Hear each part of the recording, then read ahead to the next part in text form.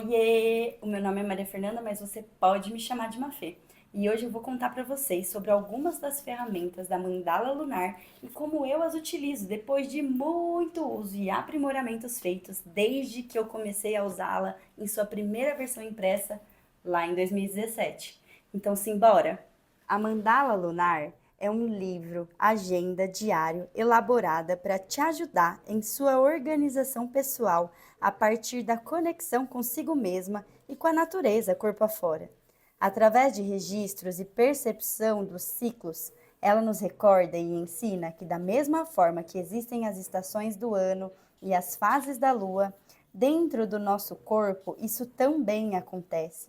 E se fortalecermos a intimidade com nós mesmas, a gente passa não só a perceber esses movimentos acontecendo, como também passamos a nos aliar a eles, de maneira a nos respeitar mais e também de melhorarmos a nossa vida como um todo, inclusive a nossa produtividade.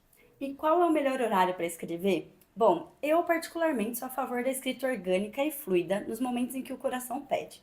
Mas eu também sei que, culturalmente não somos muito influenciadas a realizar diariamente práticas de autocuidado, como a escrita, por exemplo. E 2, geralmente as coisas que não estão no cronograma e na agenda tendem a serem negligenciadas e não realizadas. E vamos combinar? A realidade de rotina da maior parte das pessoas hoje em dia, infelizmente, não deixa muito tempo livre. E é por isso que, geralmente, eu já deixo combinado comigo que em tal momento do meu dia eu vou me dedicar a fazer as minhas anotações na mandala. O que não quer dizer que todo santo dia eu vou escrever na mandala.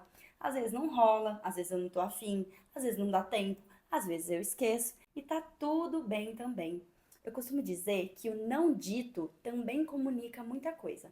Geralmente, os meus silêncios que eu não registro em anotações na mandala, eles simbolizam que eu tô meio em borocochô ou até que eu tô sobrecarregada demais. Mas também por que não? Porque eu me diverti demais e acabou nem sobrando tempo para eu escrever na mandala. Por muitos anos, eu optava por escrever à noite a respeito do dia que havia se desenrolado, mas hoje em dia eu tenho preferido acordar um pouquinho mais cedo e escrever de manhãzinha a respeito do que aconteceu no dia anterior. E aí também, se eu já tive algum sonho importante durante a noite, eu já aproveito para anotar esse sonho também. Mas isso tudo fica a gosto do freguês. O diagrama lunar é uma mandala que representa um ciclo lunar, que vai de uma lua nova, percorre todas as fases da lua e se finda um dia antes da próxima lua nova. E esse período é o que chamamos de lunação. Esse círculo é dividido em fatias e cada uma delas representa um dia dessa lunação. Essas fatias servem para sintetizarmos através de símbolos, cores ou como a sua inventividade sugerir o que rolou naquele dia. Agora eu vou te contar como euzinha faço isso, mas antes você precisa me prometer que não vai deixar a sua autenticidade de fora quando for criar suas próprias legendas. Porque a sua criatividade e o seu jeitinho de inventar moda são o mais gostoso e precioso de todo esse processo. Prometido? Então vamos! Cada fatia do diagrama possui 11 camadas. As duas camadas mais abaixo são, para mim, fixas, ou seja, possuem apenas uma função para cada uma. A de pintar a intensidade do meu fluxo de sangue ou muco cervical e de anotar o dia que eu estou dentro do meu ciclo menstrual. As outras camadas eu deixo completamente livre e ignoro a fronteira entre elas, mas já eu falarei melhor sobre isso. Eu escolho 9 aspectos que eu considero ser fundamentais sobre o meu ser, e para cada um desses aspectos eu determino uma cor que os representará durante todo o meu processo de autoestudo. Vermelho para sexualidade, beijinho para corpo e saúde, dourado para questões emocionais, verde para relações humanas, prata para espiritualidade e magia, azul para expressão e criatividade, amarelo para autocuidado e autoestima, o laranja para ações e produtividade, o roxo para energia vital. Esses aspectos, eles também me ajudarão a criar os meus símbolos. Então, é como se cada aspecto e cada cor fosse o regente para um clubinho de símbolos. Por exemplo, o prata, que para mim representa a espiritualidade, vai agrupar os seguintes símbolos: Conectada, desconectada, plantar a lua, magias, banho de ervas, ida ao templo, medicina da floresta, sonho, intuição, meditação, ida à psicanálise, tarô, Mercúrio retrógrado.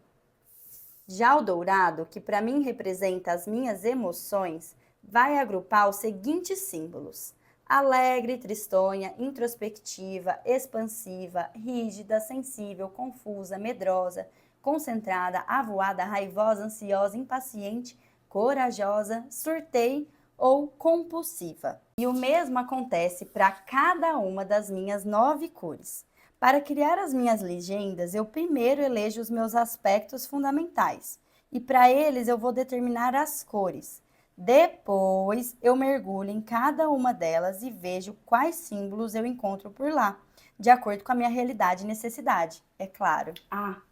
Quando eu estou preenchendo a mandala, os símbolos não precisam necessariamente entrar por cima da sua cor regente. Eu uso essa história de cor regente e clubinho de símbolos apenas para me auxiliar no momento que eu estou criando os elementos. Mas na hora de preencher o diagrama, os elementos eles entram onde tiver que entrar, em cima de quaisquer cores ou em cima até de cor nenhuma, acaso eu não tenha pintado a mandala naquele dia, mas eu quero incluir algum elemento no diagrama. Agora eu vou te contar uma história inventada sobre o meu dia de hoje, enquanto eu preencho a mandala lunar para exemplificar na prática tudo isso que eu estou trazendo como teoria.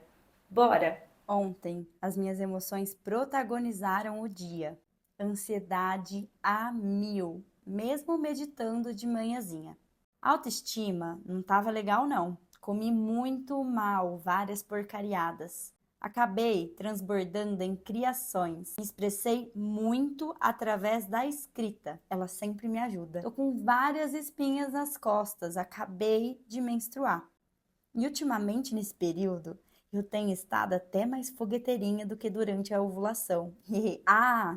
Ontem minha mãe fez a endoscopia. Eu acho que talvez seja isso que tenha me deixado um pouquinho mais ansiosa. Eu sempre gosto de puxar uma flechinha da fatia do meu dia de hoje no diagrama para fora do círculo, para eu anotar ali possíveis pontos altos que possam ter acontecido no meu dia. Por exemplo, hoje eu comecei teatro. Isso vai facilitar o meu eu do futuro quando ele precisar consultar as anotações do passado, porque ali o diagrama lunar ele vai virar como se fosse o sumário do livro do meu ano. Então, eu vendo os pontos altos, eu já sei para qual dia eu tenho que ir para ler a descrição das anotações mais complexas. Deu para entender? Calendário mensal eu gosto de usar para anotar aniversários, compromissos e até agendamentos de pagamentos que eu preciso realizar naquele mês. As páginas finais da mandala, elas são livres e eu gosto de usá-las separando em 2 blocos. Um bloco eu deixo para anotar os meus sonhos que eu tive durante a noite. E o outro bloco eu deixo para anotar as coisas que transbordaram e não couberam no espaço destinado à data de hoje. Não existe nutrição se não houver digestão, não é mesmo? E eu também não consigo saber para onde eu vou se eu nem sei aonde eu tô agora. Pensando nisso, é que todo o início de novo ciclo na mandala, antes eu gosto de fazer uma digestão daquilo que eu vivi no ciclo que se findou. Eu escrevo nessa parte de digestão as experiências, sentimentos e vivências que marcaram aquele ciclo anterior. Assim eu consigo me nutrir delas e não deixá-las cair no esquecimento.